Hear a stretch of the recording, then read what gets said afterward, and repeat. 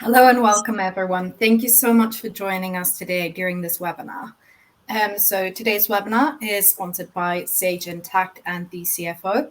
The webinar is a case study, how Sage Intacct helped forecast on their growth journey. I'm Antoinette Guerta, and I will be your moderator for today. So before we jump in and I introduce you to our lovely panelists, I'm going to just go over a couple of housekeeping items. First of all, at the bottom of your screen, there is a questions tab. It's at the bottom right-hand side of your screen. Feel free to submit any questions you have for the wonderful panel in that, as well as any technical issues you may have. Please submit that down there, and one of the CFO team members will get back to you. Feel free to submit those throughout the whole conversation. We will, however, only be answering those at the end of the webinar. Secondly, there will be a poll today, so we ask that you please do complete that. That will pop up onto your screen. Just select and submit that answer for us when that does appear. Finally, the webinar will be available on demand after the webinar. You will receive an email with that information in the coming days.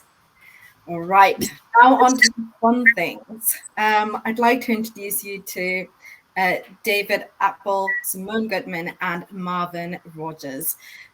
This is our wonderful panel for today. Let me tell you a little bit about them. So first, we have Simone Goodman. Simone leads the finance and people teams at Forecast. Simone started her career as a chartered accountant with EY and has over 20 years of experience in both venture capital backend and publicly traded companies. Currently, she is the CFO at Forecast. So thank you so much for joining us, Simone. We're really happy to have you here. Next, we have David Apple.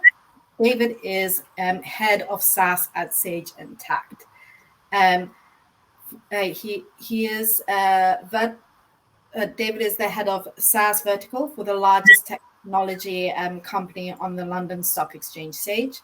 Over time, as the sales and GTM leader, his recognition has earned the business of almost 2,000 SaaS and software companies, growing at 40% a year. So thank you so much, David. We're very excited to have you here.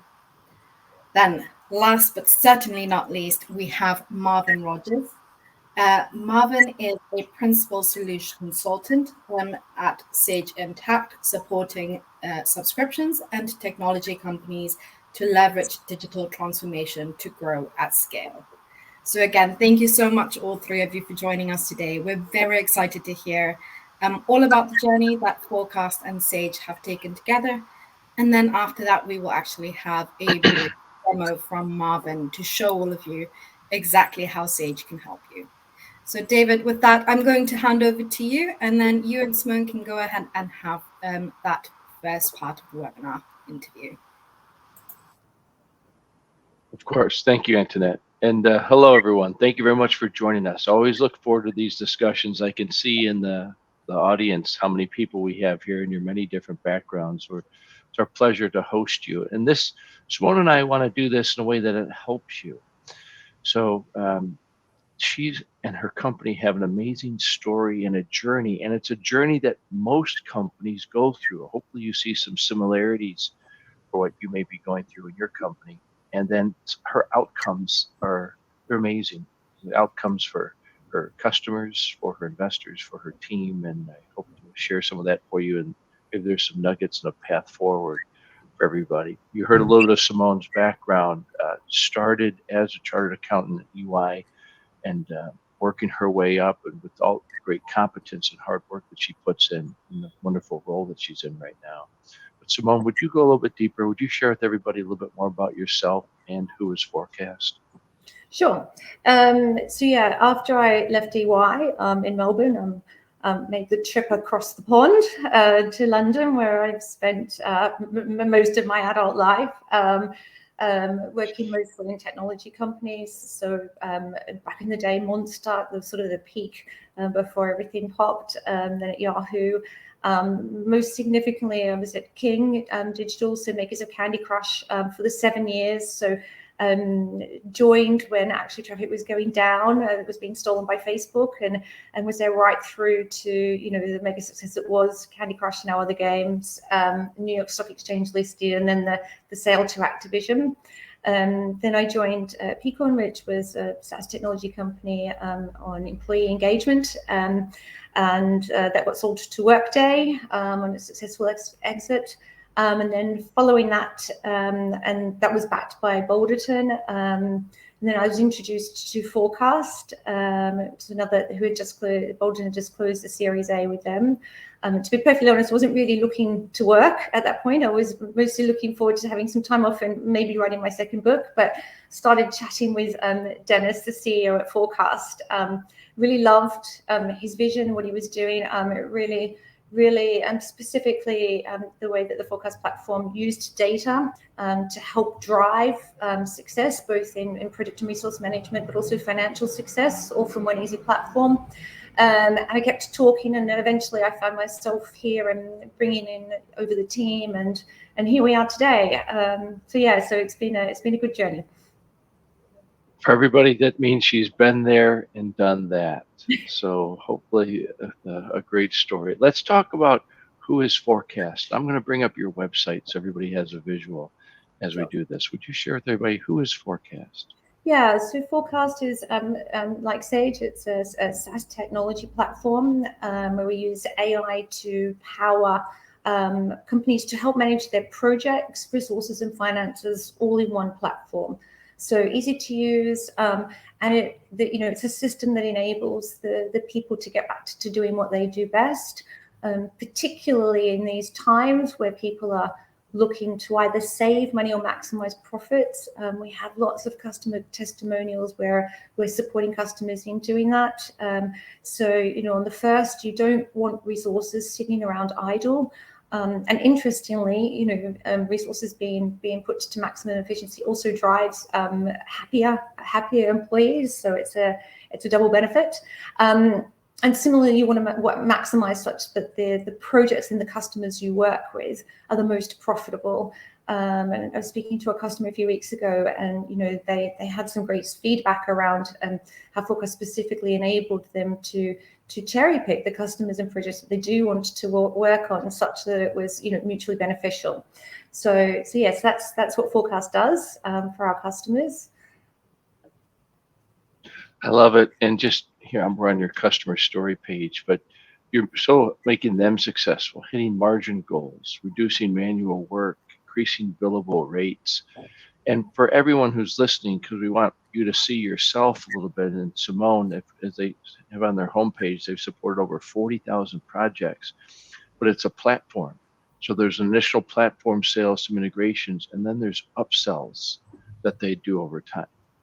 Then they've got dimensional cohorts of different customer segments that they're going after. And so it's a very classic SaaS model with a core product and then upsells that happen over time, and the subsequent revenue recognition issues that happen there, and then customer dimensional cohorts that you want to do planning analysis with the product and the sales team to come through it. So even though you might not be doing AI-based work projects, hopefully you have some sort of similar model. And looking at, again, because I can see the audience here, many of you have a model like this.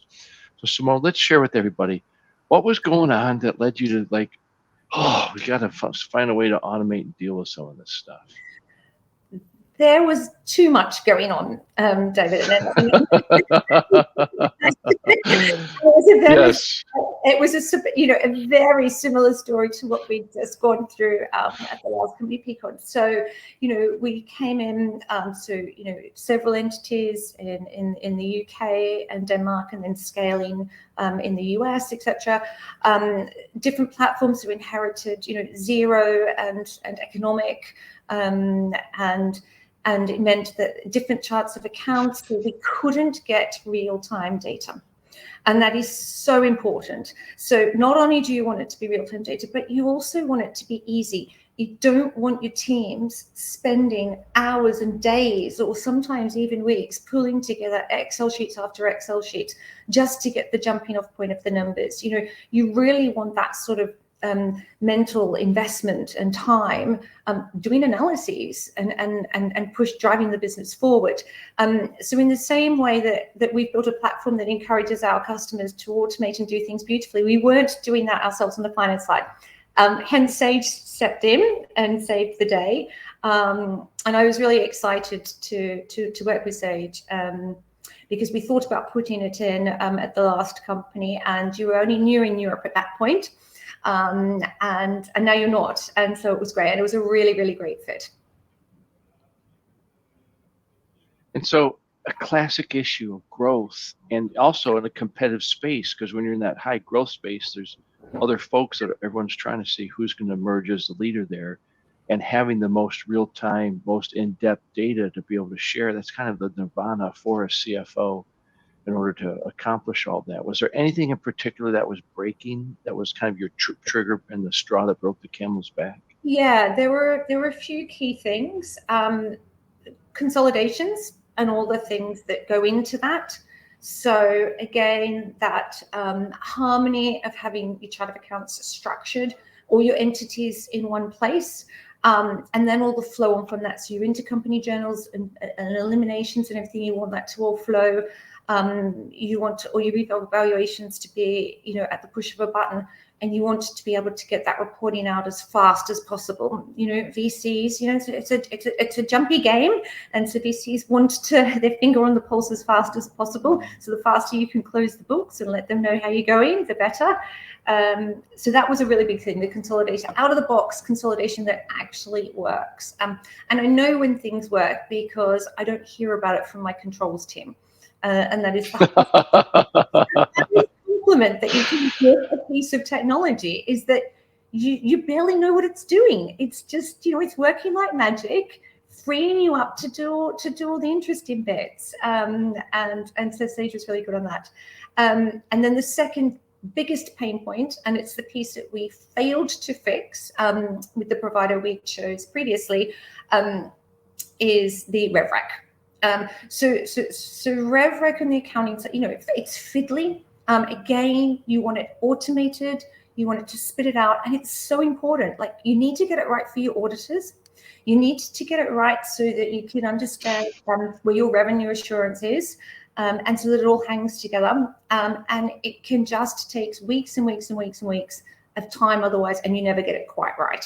So super frustrating process. And Sage is the superior pack. I haven't seen a package that can do it in the way that you do.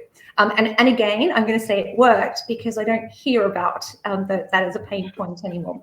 And on the just as a good example of how much to represent how much weight it's taken out, you still have to forecast for your revenue runoff as well. So we are able to now pull that out of Sage as well, which is miraculous. That reduced the size of our Excel budget model from 30 meg to 12. So just being able to flick off the switch. So not only is the runoff completely accurate because it's based on actual invoices, beautifully integrated with Salesforce and all our order forms, so we trust it. But it takes no time. It's a button. So we're really, really happy with those two pieces in particular. Well, thank you again for all of you listening. Hopefully you hear your story and that, because with that old adage, what got you here won't necessarily get you there. As you're striving for product market fit, and then you get it, all of a sudden you need to pour petrol. I'll say it, the British version of that, petrol on the fire, to accelerate things. But then sales comes asking, marketing come asking for finance. What's my budget? What's my efficiency? How am I doing? What are my key metrics? And then as you laid out across many different countries, and so how you doing the consolidations happen there. Those are very classic triggers. Some people deal with them proactively, some people deal with them retroactively, but they're the main triggers. So for you, our audience, if you're seeing some of those things within yourself, that's not a bad thing. It's just a course of growth in order to get there. And so can I just ask one question? How did you first find out about us? That's a very good question. So I know we did look at Sage at PCon.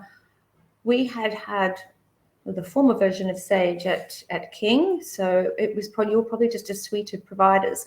And then at Forecast, we actually only looked at Sage. So the moment I came in and I saw that we had inherited the same systems, and I knew the bugs and the things that those other systems couldn't do, and I knew that Sage had, a solution.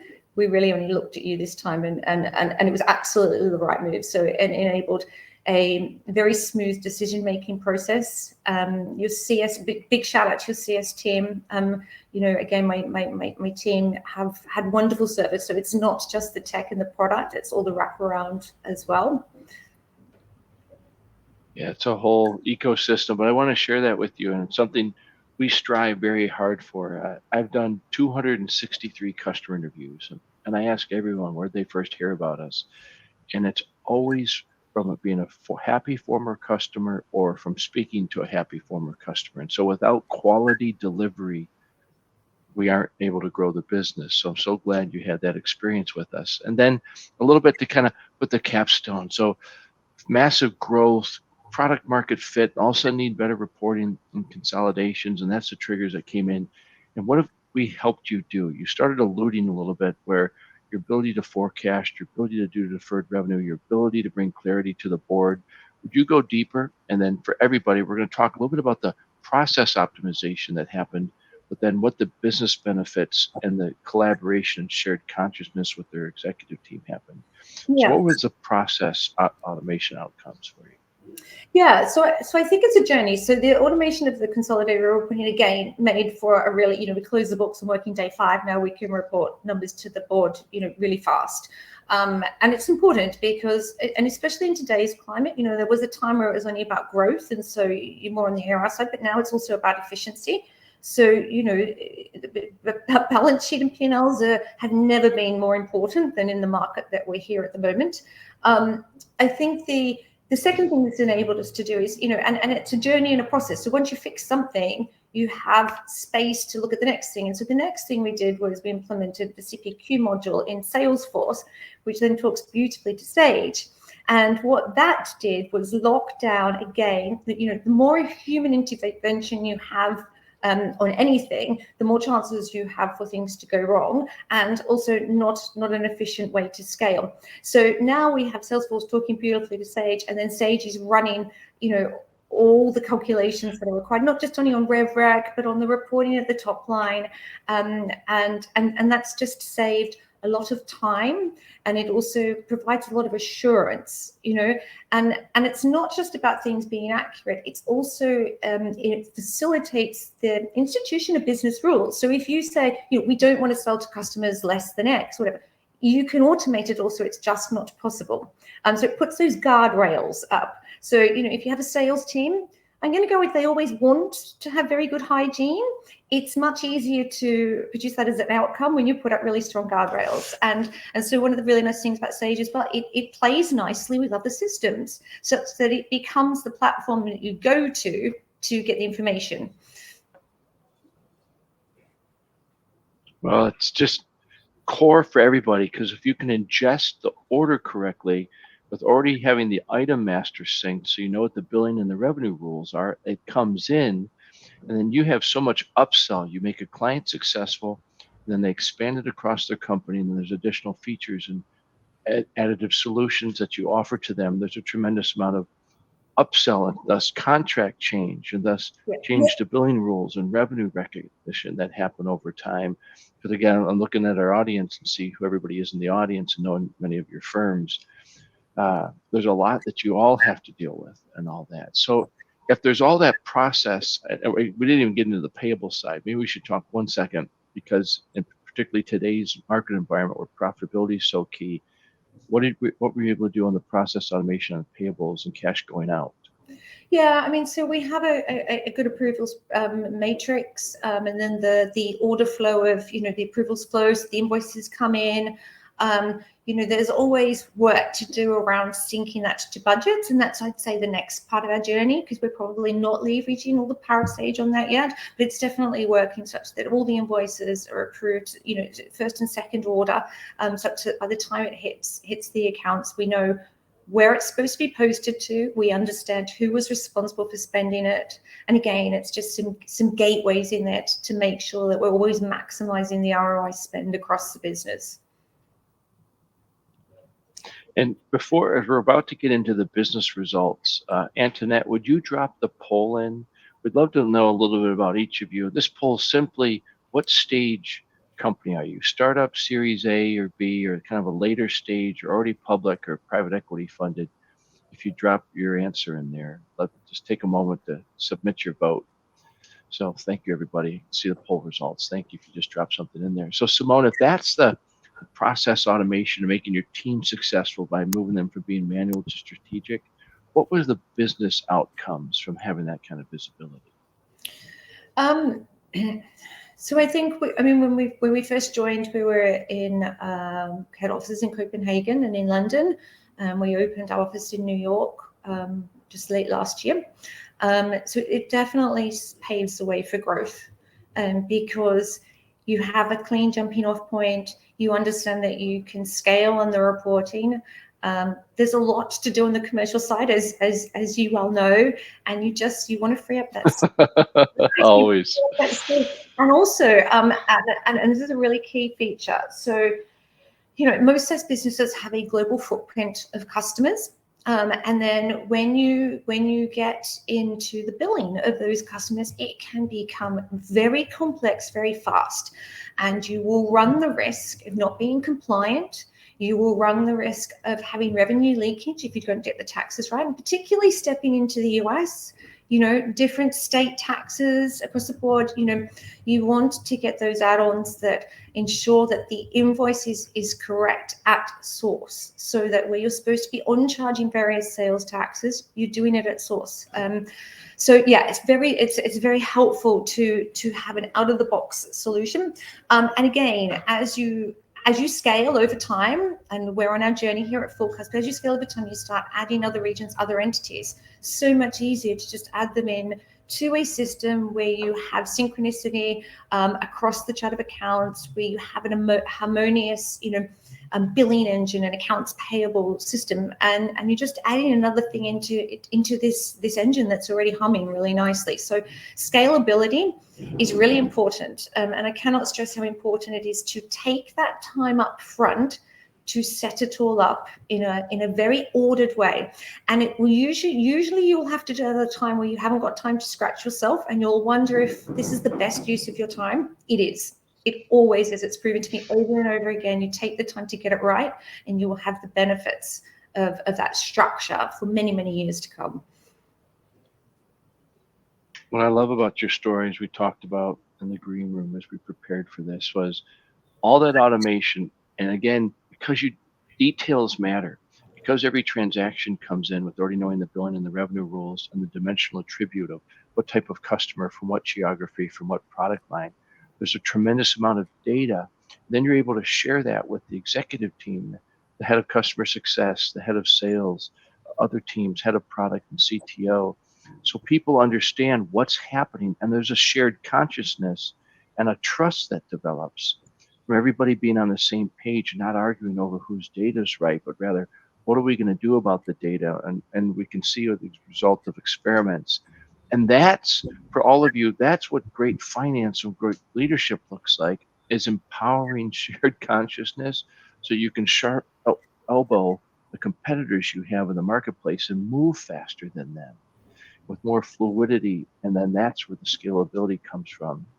And then bringing your board along with it, and your investors, and everybody come along. It's such a wonderful story. As we're about to transition over to the demo to have everybody see the product, anything else you want to share, wrapping up, Simone? No, I'm happy to look at the demo again. It's great.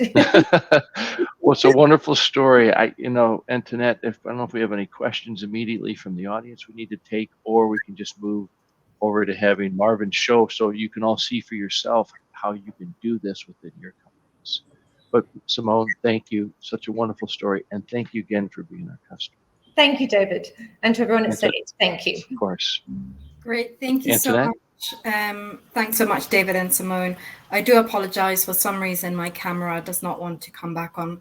But I did want to just quickly go over some of those poll results for you, just so that everyone is aware of sort of where everyone is on this call. So the question was, what stage are you?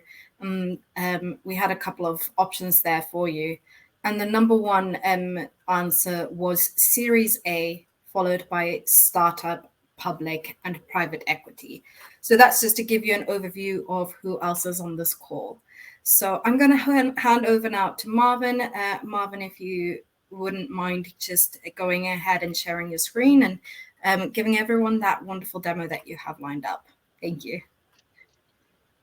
Awesome. Well, first of all, good afternoon, everybody, and thank you very much. I think really interesting points that have come from that conversation. And what I really wanted to do was spend the next few minutes talking about how the Sage Intacct solution in particular really supports not just organizations like Forecast, but all organizations throughout their entire growth journey. So we've heard from Simone some of the challenges that Forecast were having, and as they scale their business, which I'm sure will resonate with a lot of you on the call, particularly those in that Series A early stage organizations. Just kind of breaking some of these down, we have the kind of the communication silos, or the breakdown between whether it's sales and CS and revenue ops and finance, and how kind of operating multiple applications often kind of create a little bit of friction that exists in parts of the organization that need to work together for that common outcome, i.e. delivering for that particular customer. Now, unsurprisingly, again, we heard bits and pieces around this from having those disparate systems and kind of manual process of rekeying information had some kind of efficiency challenges that not only reduce or increase the time that it takes to kind of run your quote to cash process or to serve the customer, but also highly increases that likelihood of mistakes being made on that basis. And as a result of all of this, and if we take Simone's point around really using data to drive business decisions, that's exceptionally difficult when a lot of the processes that feed that data or feed the inputs that go into that information are being gathered manually and really kind of not having the right necessary trust. Again, if we take what Simone said around the real-time nature of the information. So it has to be relevant and it has to be real-time and it has to be trustworthy on that basis. So again, hopefully a lot of those challenges are common challenges that you've seen and addressing in your business today. How does Sage Intacct support that? Well, there are a few ways. Firstly, through integration, and again, I'll use Simone's term, playing nicely with other systems, and we're able to kind of break down some of those communication silos that may otherwise exist within those particular functions, ensuring that people can have access to that information in real time. Now, the other fringe benefit of that is that ultimately allows that entire process. If we think sales running, typically sitting within the CRM, having to pass information through revenue ops, right through to finance, who were managing the billing and the revenue, and then associated from an ongoing in-life perspective, the customer success team, all getting that view of that information, ultimately streamlines not just the collection of cash, which is critical for any growing subscription business, but also provides a slightly more frictionless customer experience throughout. And then finally, getting back to that idea of using that data to drive decisions, not only can we look at that information from a gap and an audit perspective, but actually we can then start to pivot and see some of the patterns that exist from a SaaS related management information to support that. So what does that look like in practice? Well, before we get into the demonstration, just wanted to kind of outline what that journey looks like. So for example, in the case of Forecast, using a CRM to handle the pipeline operations, once deals were closed, being able to track that information, not just in the CRM, but also being able to streamline the creation of the subscription or the contract within the finance system, ensure that the downstream operations like billing and like cash collection were able to be automated, which again provided the team a little bit of bandwidth to spend that time really kind of driving and making impactful decisions. Equally, in the critical piece, that information is being shared back with the sales team. So really those communication silos being broken down, not just by the automation of the process downstream, but also sharing and providing that visibility back to other teams to be able to drive decisions. And as Simone mentioned, another critical component of that operation is the revenue recognition. So being able to get that right, especially in line with IFRS 15 guidance, which was particular noted in this case, and being able to ensure that how sales were pricing and billing wasn't necessarily impacting the way in which you recognize revenue and drive that level of insight into the business as well. Now, the critical piece around Sage Intacct, and there's one thing hopefully you can take after this session, is that the reporting really is there across the breadth to provide information to a wide selection of people within stakeholders within a business. Anyone from sales that's looking at information that's been passed through via the integration, right through to those within finance that are involved in either the audit, the month-end close, or even the board and investors that are looking at those critical SaaS metrics on that basis. So just wanted to highlight a little bit of that before we get into the action itself. So what does that look like? Well, the advantage of having that bi-directional native real-time integration with Salesforce means that actually, as sales run opportunities through the pipeline stages, we're able to start to firstly leverage the same price books and price lists that exist within the same price books that exist within Salesforce can be leveraged to ensure they marry with what exists within the finance system, so that even at the point of sale or negotiation, we're starting to drive not just what that total contract is going to look like, but some of the automation that delivers that. So things like billing templates and trying to ensure that someone in this case doesn't have to raise an invoice every quarter, every 3 months, and actually having that logic that's defined within sales and agreed by the sales team to drive the downstream financial processes on that basis. Again, being able to have the product and the price list passed on to the ultimate contract, again within Salesforce, being able to ensure that that information is synced in real time with Sage Intacct, having the necessary references on both. So individuals that dive between different systems or individuals that have access to the same information in different systems have one clear source of truth from their business and operational perspective as well. And effectively, it's that contract record that holds and binds everything together. So that contract record is really there to serve as that subscription of record that shows not only the performance obligations that need to be delivered to that customer over time, but it also shows the status in real time of where they are. So how much of invoice, how much has gone out from a billing perspective, how much of that is sitting in backlog and being recognized on that basis. Equally, has midterms occur? So has those kind of secondary and tertiary sales occur during the initial life cycle, being able to group them not just as a separate order, but actually as part of that, identifying that they are part of the same subscription. And as a result, not just the initial transactions, but the midterms are being captured in the system, where we're seeing multiple lines to affect not just what started at the beginning of the subscription, but also anything that was added on within the lifetime, providing the necessary visibility into the wider breadth of the application itself. So if we take a look at what that looks like from an operational perspective, sitting in finance, well, if I take a look at that subscription record, what I'm able to see is, in this particular case, I had a subscription that was running over a particular term, so in this case, a yearly subscription. As we saw earlier, the invoicing that is driven from that particular subscription was created based on the template that was actually defined at the point of sale, and that template effectively created the particular cadence, in which case quarterly invoices that went out into the particular customer base.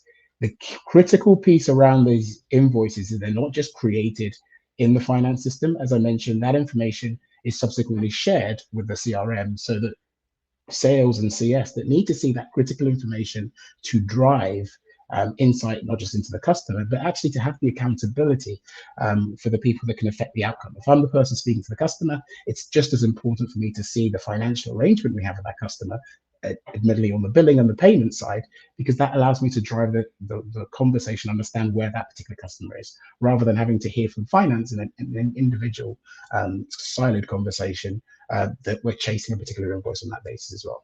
Equally, and this is the most critical component of this subscription, is the way in which that I'm billing doesn't necessarily define how I need to recognize revenue.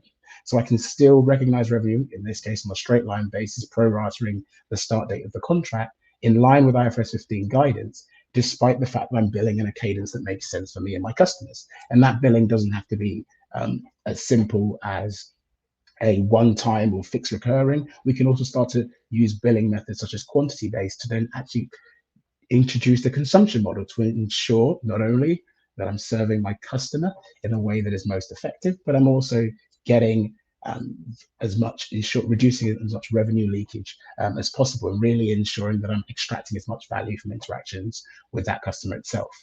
In addition, being able to, from a finance team perspective, being able to look at the changes of the over the life cycle of the contract, how information is invoiced and recognized over the life cycle is again critical within Sage Intacct.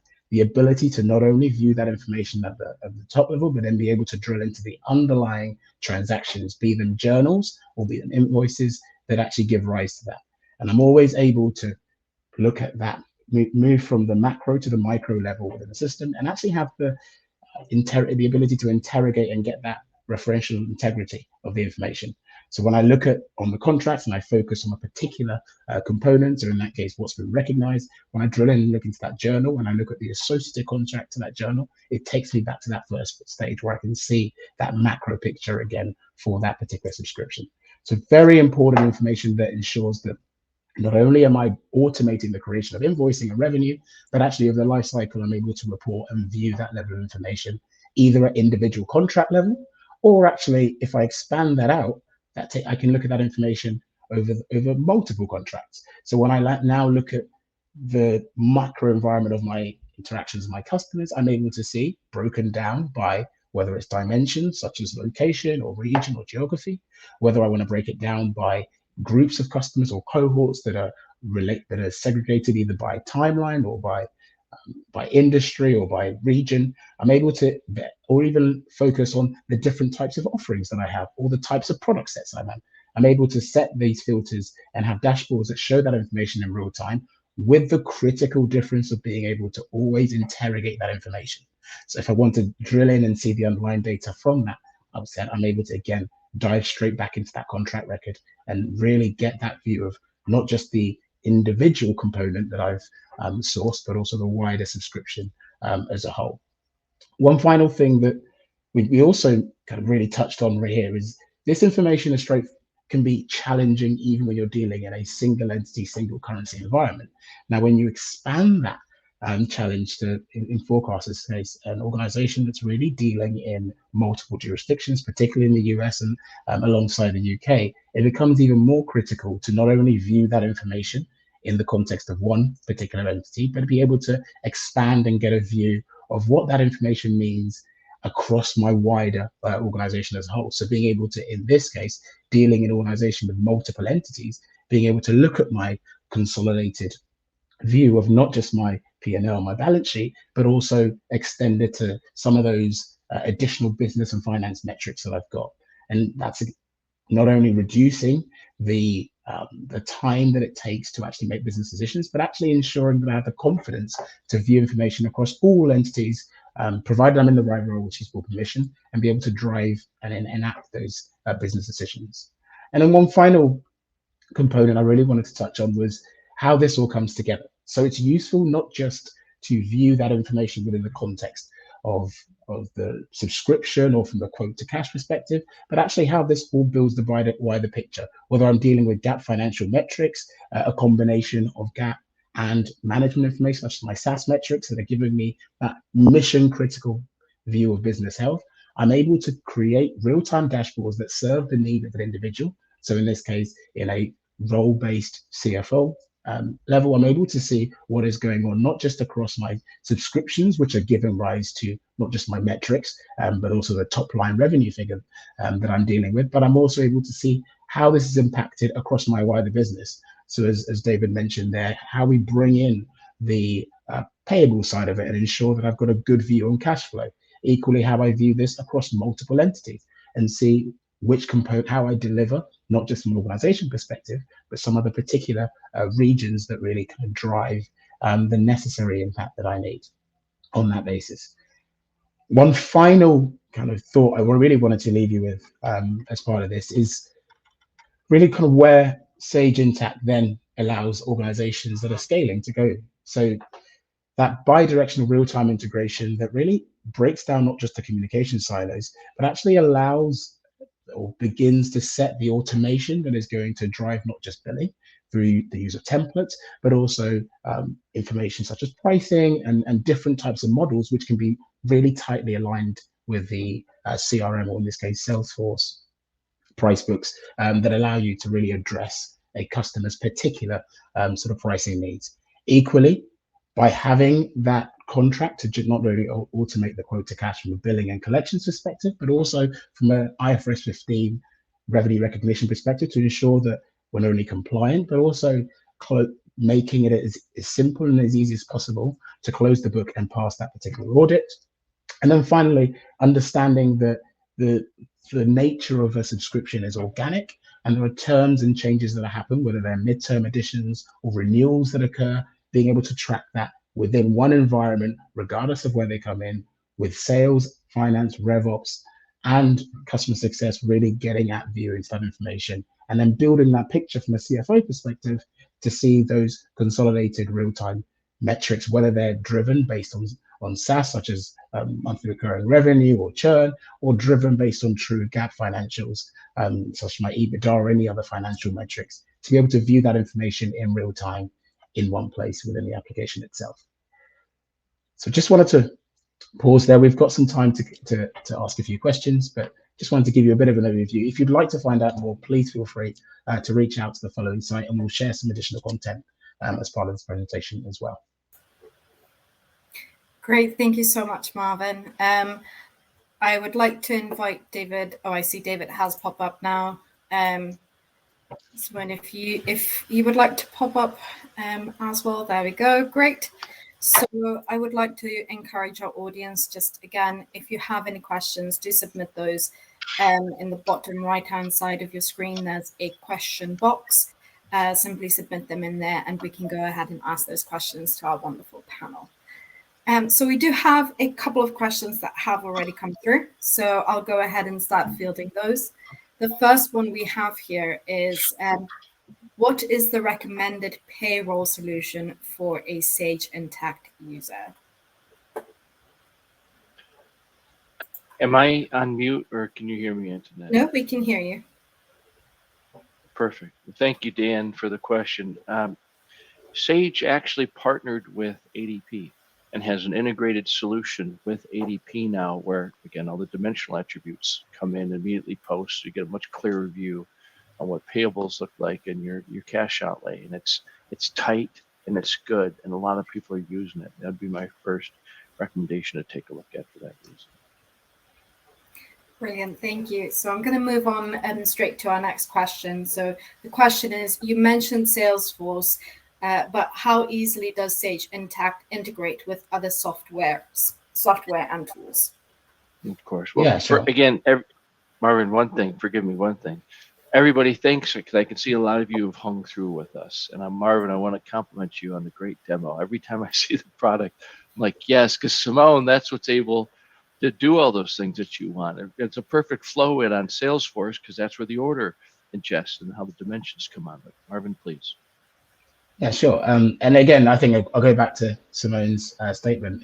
Intacct really is built to play nicely with other systems. So we focus and pride ourselves on what we call our best in class, which effectively is don't compromise on any part of the business that makes sense, but actually ensure or have the comfort that information can be tightly integrated. Now, in the case of Salesforce, we've got a native bidirectional integration that we have built as a Sage Intacct team. However, we have several of our 2,000 plus software customers that use different CRMs, the likes of HubSpot or any others. And again, we have the ability either directly or through our marketplace partners who build integrations to actually create the necessary connectors to those additional CRMs. So while there's a focus on Salesforce, because that's one that we actually own, Sage Intacct prides itself on its ability to really interact with whichever systems and applications that are required. Great. So just a question sort of off the back of that. What advantages do you think businesses gain from using best-in-class technology for their finance team? Marvin, you want to take that? Would you like me to?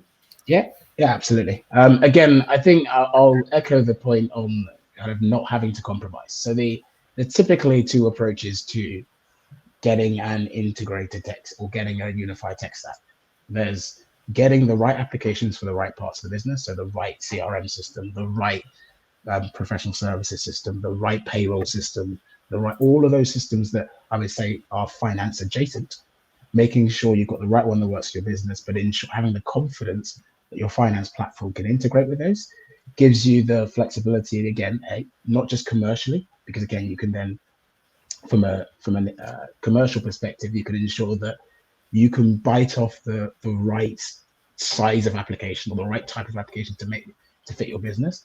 But it also means that you don't necessarily, or you can reduce the typical operational burden in implementing a full suite of applications, because you can actually solve the challenge as and when they occur. So as you heard from Simone earlier, there are separate challenges that hit the business that have different priorities at different levels.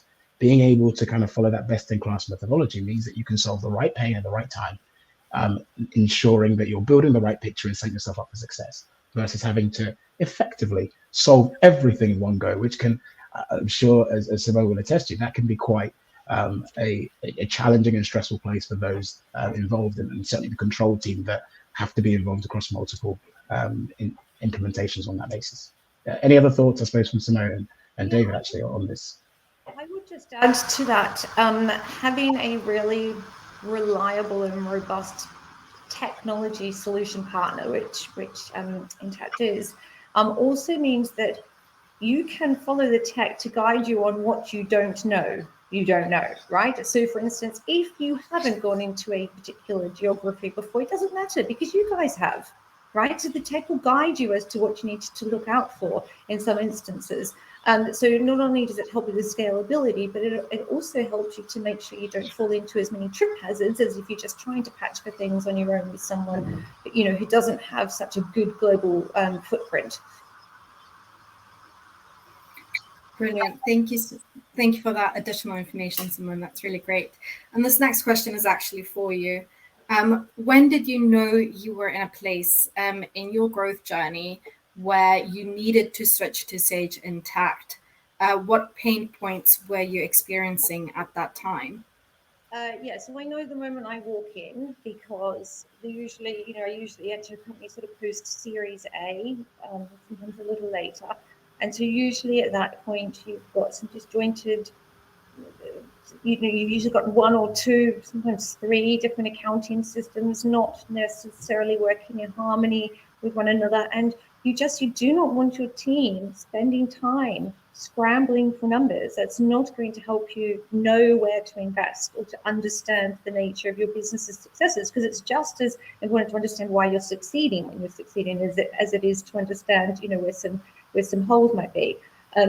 So I always know it's time the moment I come in. And I've been very lucky. I work with a team across several companies now, and they're amazing at fast integration, because they also know the benefits to them once it's in, that everything becomes, a lot less scrappy and more controllable, and just cleaner and nicer, so that you get to use your energy on good fun stuff that really drives value to the business. Brilliant. Another question sort of backed off of that one was, what unexpected benefits did you see once you switched to Sage? So first of all, I just want to say the good thing is it did everything we wanted it to do, and that is already a very strong testament. I think Sage is constantly innovating, and so Marvin has showed a demo about the SaaS Intelligent dashboard. So there's always more that we can be using that's directly out of the box, which is super exciting for me, because what good looks like, and you sort of a lot of finance people, they figure that out in Excel, and that's great, and that's inclusive of when you're sort of trying to set up a chart of accounts and a budget and all that sort of stuff, and then it's really nice to be able to lean on technology as that technology sort of keeps pace as well. And again, I'll use the example where it can also be helpful when you don't know what you don't know.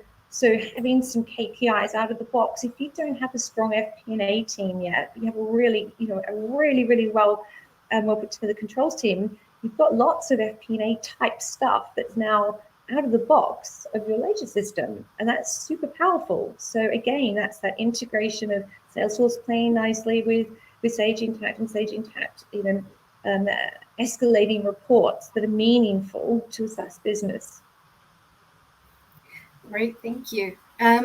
So the next question I have here, I'm hoping, Marvin, that you'll be able to answer this one for us. How is data migration process managed? Awesome, no pressure. Yeah, no, great question. I think that's probably if we break down the kind of three components of pretty much any kind of implementation or onboarding of application. There's the configuration piece, which is simply put the bits that you turn on and off, the out of the box pieces you configure that are relevant. There's the integration piece, which we've discussed, which is how it plays with other systems. And then there's that third piece, which is that data migration piece, which is kind of how far back do you go to get the necessary insight within the application. Now, we have several different models for migrating that data, from taking actuals back to inception, right through to actually taking open balances and summarized journals from a month end or TB movement perspective. So there are a number of different ways in which we handle migration. We have some guidance based on the 14,000 plus customers that we've dealt with, but actually we also do recognize that everyone's need for data is different, and therefore as a result we have several approaches for this. One thing I would mention in general when I speak with clients is that data migration becomes obviously quite an interesting conversation, because quite often when you're moving a finance system, and maybe this is something that I'd be keen to hear your thoughts on this, when you're moving from a system that has a completely different set. So for example, you're starting with a starter accounting package that doesn't really have the concept of the different entities in one application, or doesn't really have the richness of dimensional capability. Data migration actually becomes a more important conversation, because the data that you're migrating may not necessarily have the richness of information that you want. The output you're going to get is only going to be as powerful as the input you feed it. So a lot of clients make that compromise between, well, actually, I can go back 24 months with comfort that actually in the last 24 months, I've got the right level of consistency in data. If I go back any further, I'm probably going to spend a lot of time rekeying, reworking that information such that it creates, the cost benefit that is there. So it's always a conversation that we're always prepared to have. It's always a conversation we're prepared to listen to and guide. But yeah, again, I suppose, Simone, from your perspective, it'd be good to understand if that's something that A, you've got any thoughts on, or B, that's something that's impacted you and your team specifically. Yeah, I think that's spot on, Marvin. And again, you want to do the work at the point of migration such that you're setting up something that is robust, and I'll use the word elegant enough to see you through for many years. Often you'll inherit chart of accounts that are 500 accounts long. It's completely unnecessary. You want lower accounts. You want to leverage the power of cost centers. You want it. That's where the real power to scale comes from. You want to map in a way that provides enough detail in history as a jumping off point, but really what you want to do is set something up that you don't need to tinker with the major structure over time. And so it's one of those things, again, take the time, do the work at that point, and then you'll enjoy the benefits for many, many years to come. Perfect. So we only have 2 more questions. So audience, again, if you have anything pressing that you really want to ask us, please go ahead and send those questions through. So the next question is, we're scaling. How does Sage Intacct help companies grow as their financial needs change? Yeah, I've got a slide on this. Let me pop up a slide on this. Let's give a visual for it. And by the way, for everybody, I hope we're answering your questions and you're getting good use of this time. Simone's got such a great journey about what they've done and what great leadership looks like with empowering the team and defining success and letting the team go after it. So let me just put this in presentation mode and share.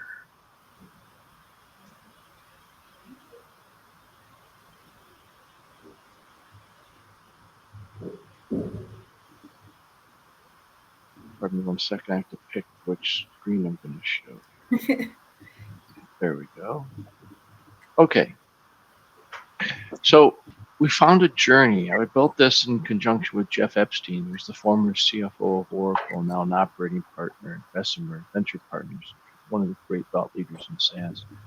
There's just certain things you have to do as you grow over time. When you first start the company, get product market fit, just get happy customers, and the CEO throws receipts in a shoebox. But then you want to prove you can sell it. There's growth goals that you got, and people start to automate the processes around cash going in and out with billing and payables.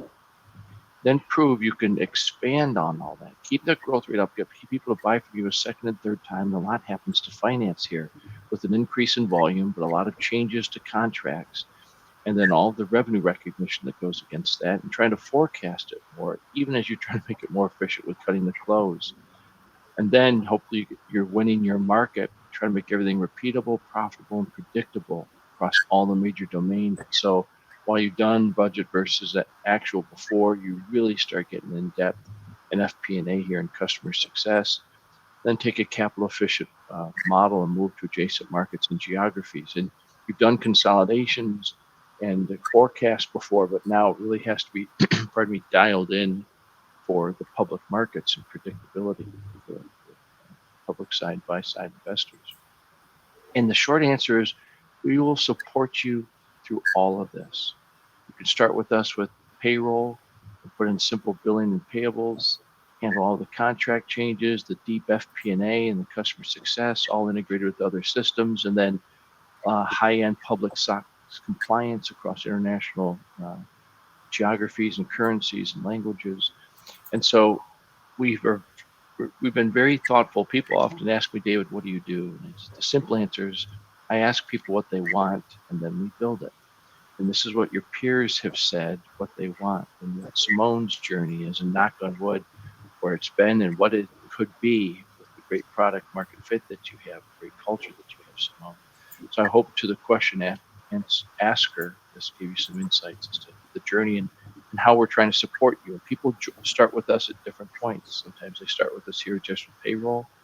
Sometimes they start with us later on. So Marvin showed you how the product can help you do that. So there's some meat on the bones. Thank you, Antoinette. Great, thank you. So I do see we're reaching the end of our time, but I am going to ask just one last question. And if you can answer this really briefly, what advice can you give businesses about selecting the right technology to support their growth journey? So Simone, maybe from your experiences, you've had quite a couple of growth journeys before. What's your experience? Sure. So I think when you're choosing a technological solution, you need to make sure it does what you need it to do, and you also want it to have good support in terms of CS and you want to be working with a company that's going to continue to evolve and grow as you are, and keep pace with what industry demands are asking for. And I think, as David said, what do they build? They ask their customers what they want, and then they do it, right?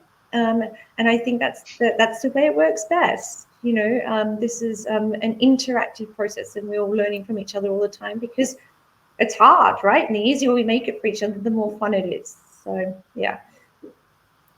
Brilliant, thank you. So I'm going to go ahead and just share my screen, have a last thing just to show everyone.